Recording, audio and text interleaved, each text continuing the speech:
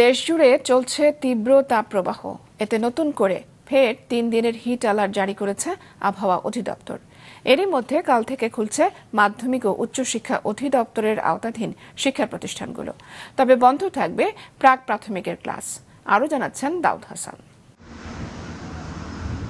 তীব্র গরমে অতিষ্ঠ জনজীবন। শহর থেকে গ্রাম সব জায়গায় যেন মরুর উত্তাপ। জীবিকার তাগিদে যারা বাসা থেকে বের হচ্ছেন তাদের ত্রাহি অবস্থা। খুব কষ্ট, খুব গরম, প্রচুর গরম, গাড়ি চালাইতে পারি না, খুব কষ্ট লাগে। এই যে চলাফেরা খুব কষ্ট করতেছে, কি করুম, সংসার তো চলাইতে হয়।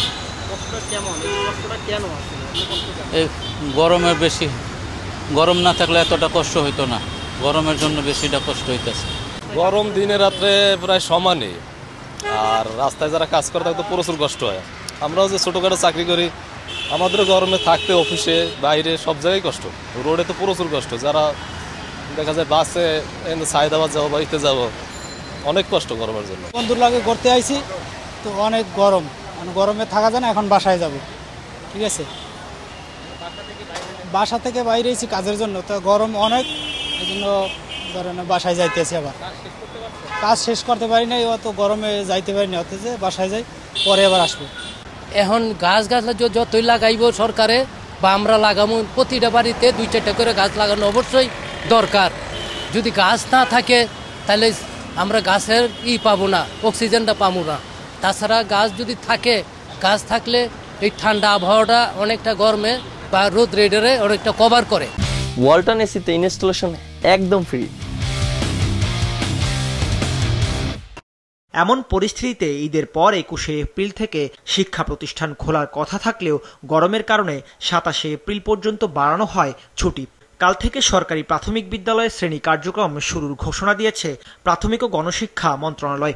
আজ এক বিজ্ঞপ্তিতে মন্ত্রণালয় জানায়, প্রাথমিকের ক্লাস শুরু হলেও বন্ধ থাকবে প্রাক প্রাথমিকের কার্যক্রম। এদিকে সিলেট বাদে কাল থেকে সারা দেশে আবারও 3 দিনের হিট অ্যালার্ট জারি করেছে আবহাওয়া অধিদপ্তর। তবে মে মাসের শুরু থেকে দেশ জুড়ে বৃষ্টির পূর্বাভাস দিয়েছে আবহাওয়া অফিস। চলমান তাপদাহ যেটা আছে, এটা আরও 2 থেকে 3 দিন তাপমাত্রা মোটামুটি একই রকম থাকবে।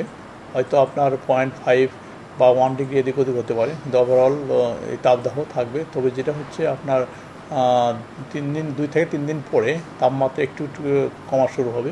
সেক্ষেত্রে যেটা হবে, আপনার মে মাসের 2 তারিখে যেটা দেখা যাচ্ছে যে বৃষ্টির ঘনঘটা লক্ষ্য করা যাচ্ছে, এটা বিশেষ করে ময়মনসিংহ, সিলেট, চট্টগ্রাম, এর সাথে ঢাকা, অর্থাৎ 3-4 তারিখে আরও এর ব্যাপ্তি বেড়ে যাবে। সেক্ষেত্রে আশা করি 4-5 তারিখে মোটামুটি সারা দেশে হালকা থেকে মাঝারি বৃষ্টি হওয়ার সম্ভাবনা রয়েছে। আজ চুয়াডাঙ্গায় সর্বোচ্চ 42.7 ডিগ্রি সেলসিয়াস আর রাজশাহী ও পাবনার ঈশ্বরদীতে 42.4 ডিগ্রি সেলসিয়াস তাপমাত্রা নির্ণয় করা হয়েছে। এদিকে ঢাকায় ছিল 38.2 ডিগ্রি। তীব্র গরমে সড়কে কমে গেছে সাধারণ মানুষের চলাচল। দেশের বেশিরভাগ হাসপাতালে ডায়রিয়া সহ গরমজনিত নানা ধরনের রোগীর চাপ বাড়ছেই। দাউদ হাসান, মাছরাঙ্গা সংবাদ, ঢাকা।